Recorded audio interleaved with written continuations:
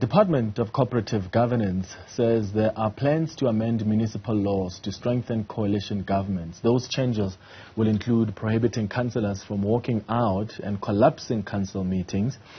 For more on how we can strengthen our coalition governments, I'm joined by Thembi Nkadimeng, who is the Deputy Minister of Cooperative Governance and Traditional Affairs. Deputy Minister, thank you so much for coming in. Thank you very much, and good day to your viewers. I want us to start with the impact you have seen at local government as a national government on the instability of coalitions, especially on service delivery. Well, a day is too long in a coalition in the South African context today. I would say an hour is too long. Well, yes, yeah, but at least you do your recollection at the end of the day and say, I started this morning with 257 municipalities. How do I end? All of them had mayors or had no mayors. And we have seen the instability. And the unfortunate thing is that our coalitions in this period in time, they're inward looking. What position am I getting? What portfolio am I getting? How big is the budget?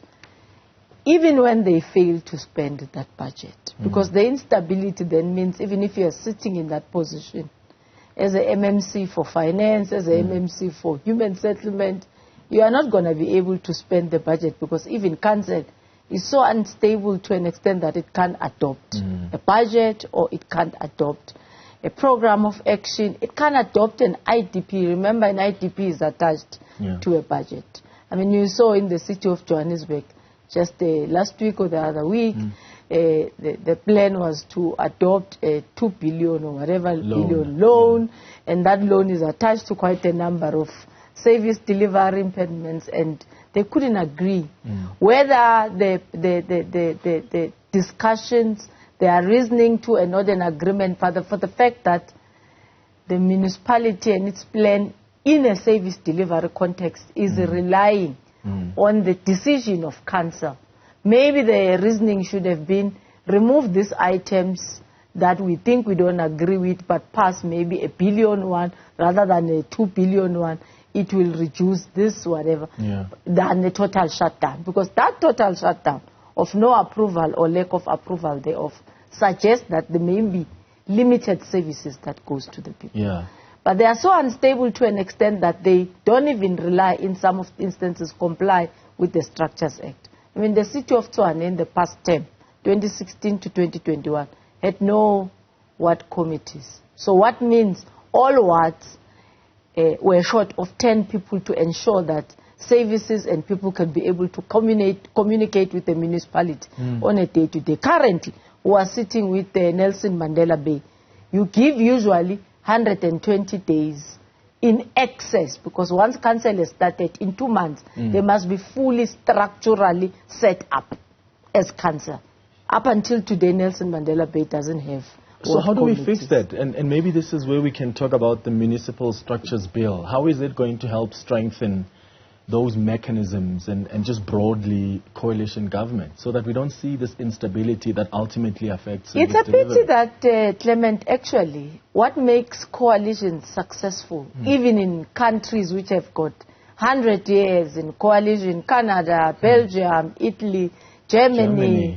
Danish, Denmark, they are mostly relying on intangibles.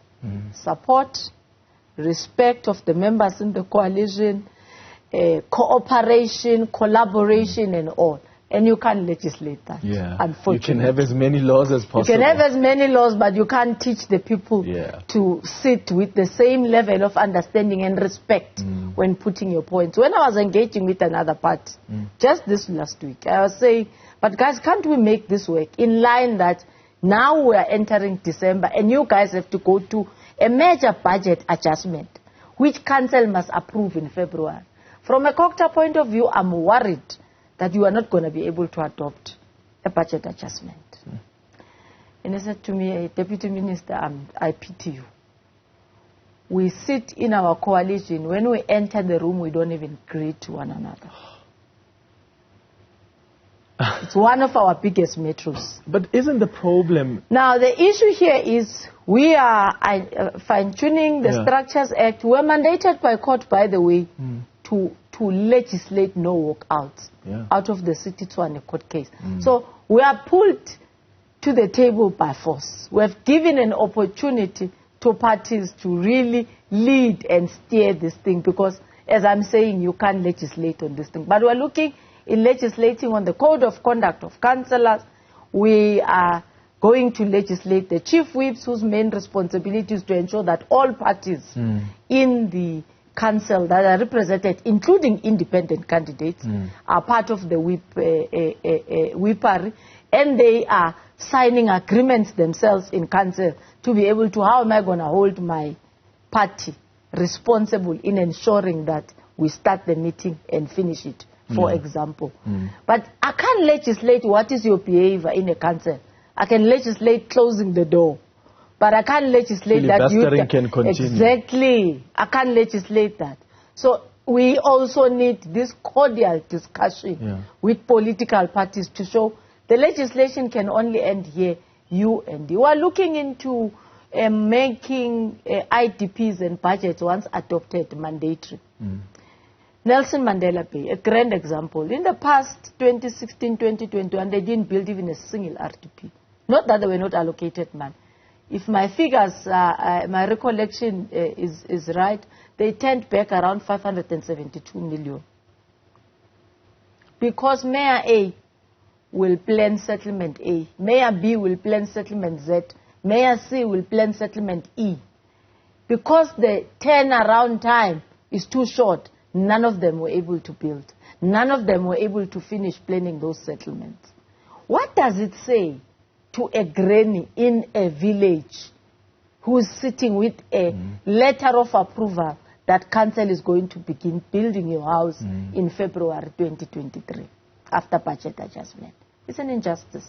And here we sit, we say, this is my position, this is my whatever, and we're unable to implement. So such examples are many. So we're going to look into saying we will compel the first sitting of council as by legislation in the first 60 days that they adopt their budget. The budget must be aligned to the IDP. Communities can't be shortchanged, because by law we're the only structure or we're the only sphere who are compelled to engage communities before passing a budget. Others, the Minister of Finance, can do it, but is not compelled by the Constitution.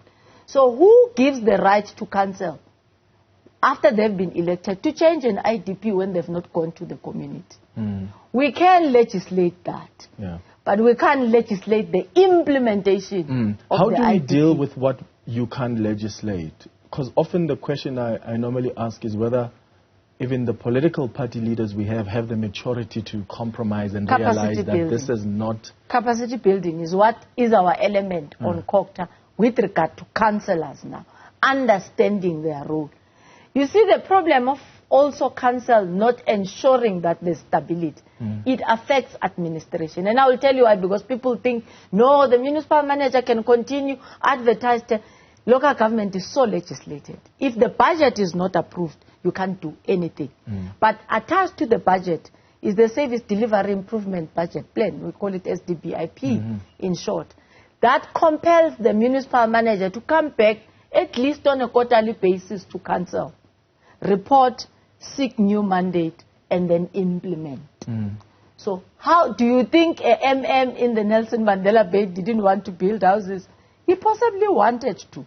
But because of this instability, the SDBIP couldn't even be. Then that means all the performance agreements of the directors are linked to that SDBIP. Can't be implemented, and then their reason will be there's no council resolution. You see? So there is that unfortunate link between oversight, which is council, and administration, which is an administration led by MM. I mean, the turnaround time in metros now, it's 15 months for a municipal manager, in comparison to 3.5 years of MMs whose contract are 5 years. So what would you do in 15 months? Heading a city of Johannesburg. But even appointing the MM, councils fight to an extent of no appointment. Another issue is the coalition agreements. I think what we've seen in Ekurhuleni is you've got the Patriotic Alliance that walks away from a coalition agreement and they go join another party. And the problem is they are not legally binding. Well, we are looking into legally binding that. Yeah. Publicizing them so that communities can also hold you accountable on their vote to say, Clement, we gave you this 2% as an independent or as patriotic alliance. But there must also, those coalition agreements, have dispute resolution mechanisms. You can't just walk in and walk out. You know, for example, in Denmark, a mayor, once elected, there are even terms of reference on what will constitute a motion of no confidence. With us, if you are a mayor today, a motion can even sit this afternoon on a Saturday. We become so overzealous when we want to remove and instate. Comparatively, when we want to call a council on a Saturday for service delivery, people will tell you who are attending a funeral, who are attending whatever. But if you call a council at 9 at night, for a motion of no confidence, is packed until 3 in the morning and the motion passes. No one is sick, no one sleeps, no one does anything. But what does that tell us about our state of our politics and state of the councillors that political parties appoint and elect into these council meetings? Well, it's a wake-up call to everybody. And I think we had a debate in Parliament on Thursday. And the spirit, I must tell you, in comparison, when Salga, for example, placed the coalition framework in 2018, 2019, anticipating the 66 hung councils of 2021. Political parties were like, leave us. We have our space. We want to do our thing. We want to win. We want to win. We want to win, and we will govern. Yeah. On Thursday last week, the spirit was so different. We can't be like this. We can be better. There are countries which we could learn. Can we be educated? Can we be faster? Of course, there were jabs in between. But overall, if you listen to that debate, it says we need to do something different. So we're putting up, as I'm saying, a schedule. But you can take the horse to the river. You can't force it to drink. You can't force it to drink. But the question should be, we have done that, and these are the impediments, rather than not doing anything to strengthen the coalition. I want us to take a quick ad break, and when we come back, maybe we can look at some of the countries like Germany, you've mentioned Denmark. What lessons can we take from those countries in order to try and stabilize our coalition governments? When we come back, we continue with this conversation. Stay with us. Continue our conversation with the Deputy Minister of Cooperative Governance and Traditional Affairs, Thembi Nkadimeng. We're talking about coalition governments and the instability in coalition governments, and how do we get that right? Because at the end of the day, it's you as ordinary citizens that are affected because service delivery is impacted.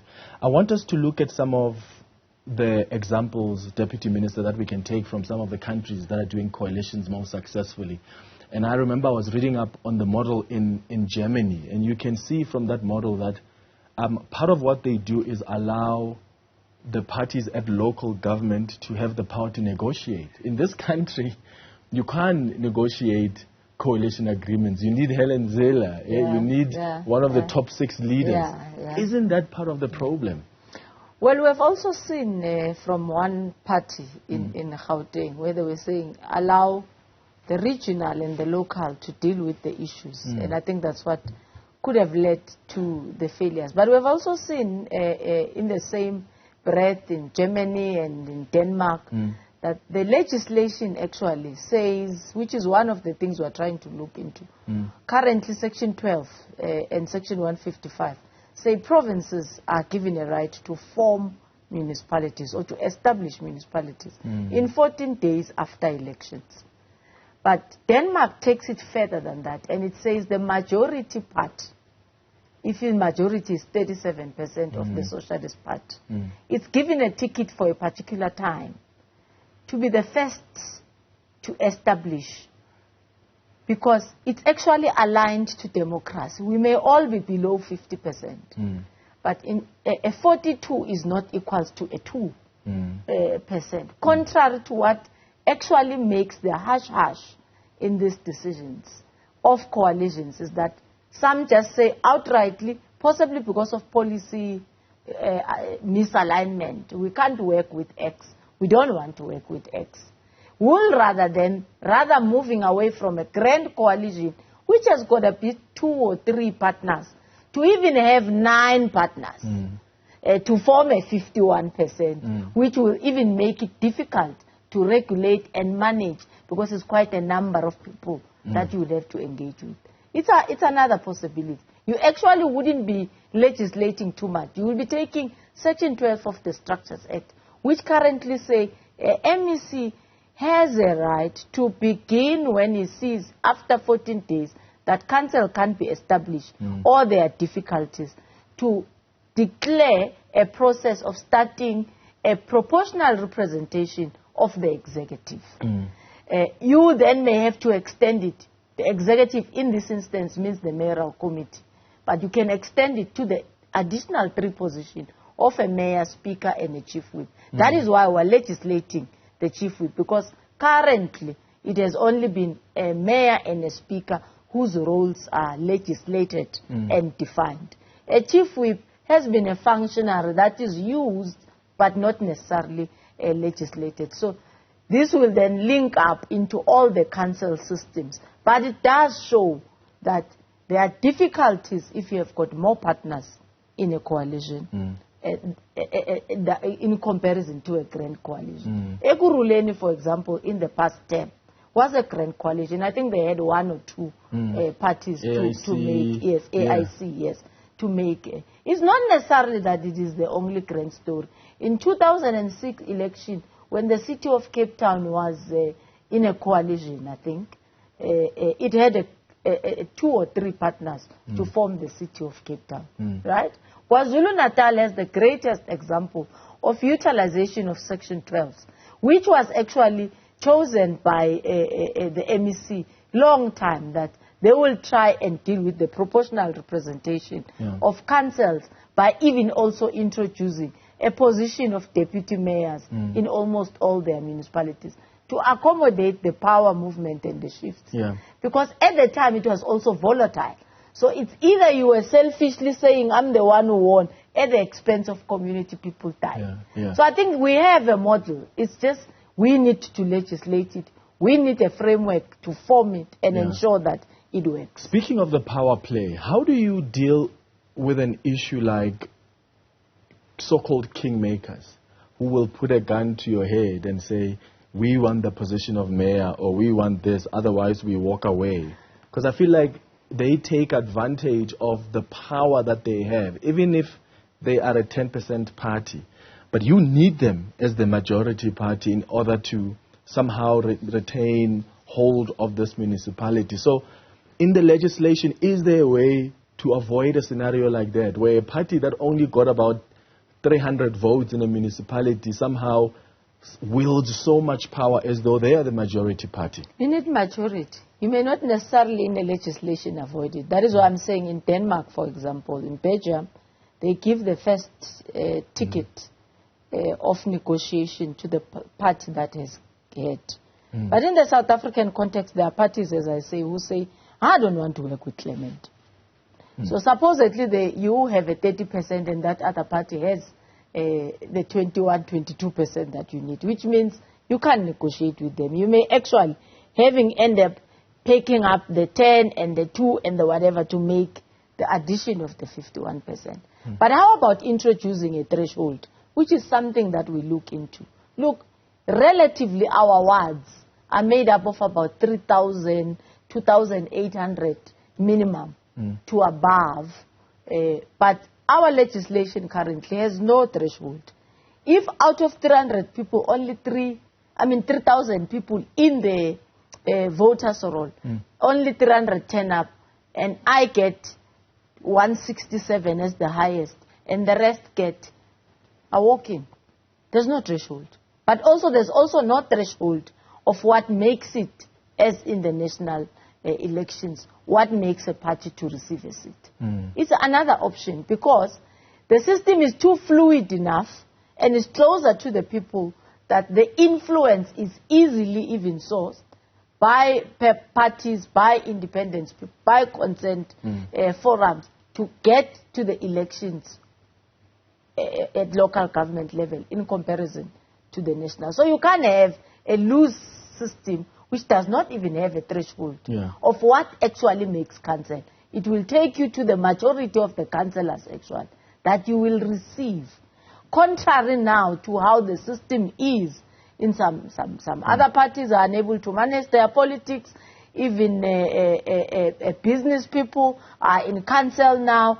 Even people with criminal records are in council now. Every other thing which is actually beyond what you have legislated is already forming council. So I think there could be quite a number. We're not yet looking into that in terms of threshold because that's an electoral act which we do not have powers on, but I'm just giving scenarios of what could be looking into. We are trying now to deal with our IDP, our budget, our stable service delivery, which we are custodians of. And that's the immediate priority. That's the immediate priority. But the good thing is I saw the ANC, they wrote a letter to the NCOP. I think they were giving suggestions and inputs on the Electoral Act. And they said we need to somehow establish a task team that can look at a better electoral system in the country. Though I would argue that we've already done that. The Van Zyl Slabek. I mean, that report is there. Kgalema Motlanthe did a report that spoke to our electoral system. I mean, how many task teams are we going to have that are going to tell us the same old thing? I want to ask you quickly before we wrap up about Ekurhuleni and how fair this fluidity of the situation is or is not on workers. For instance, the EFF says to the ANC, give us Ekurhuleni. Yes, we didn't get the majority in this region.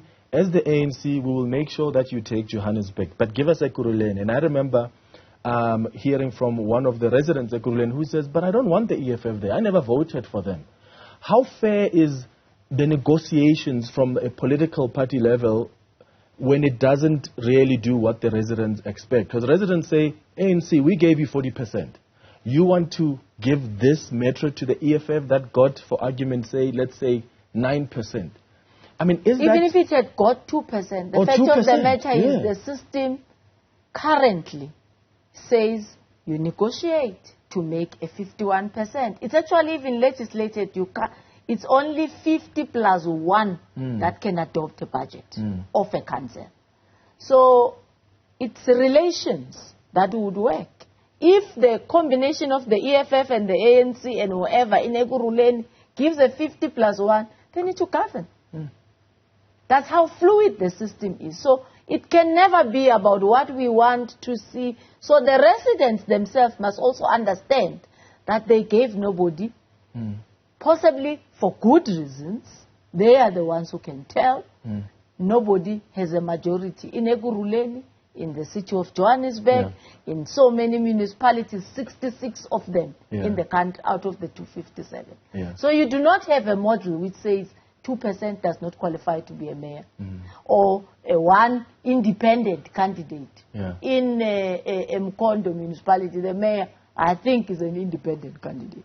So it could mean that he got a very minimum, because there's no threshold, number of votes in the particular ward in which he was contesting, if my memory serves me well, but he's a mayor. Deputy Minister, we are out of time. Lastly, when can we expect the law to be completed, like that legislation you're working on, the municipal structures bill, and will it be ready by 2024? Because the coalition instability we're seeing at local government, I shudder to think what would happen at national government if we witness the same instability. We have put up a team. We could only make recommendations, begin the process. Remember, it then has to go to the National Assembly and ultimately arrive at the table of the president. But if we have the majority of political parties in discussion, in agreement, it even makes. Because, as you said, the custodians in parties in this instance, most of them are even running at the National Assembly. So if you have Helen Zille, for example, in the Democratic Alliance, and you have that discussion, it actually fast-track the parliamentary and the National Assembly process for the enactment of the Act. Our record is not that good with regard to a review and amendments of laws, but we are in a corner. We have to move to ensure that service delivery happens. All right. Deputy Minister Thembi Nkadimeng, thank you so much for making time to come to studio this afternoon.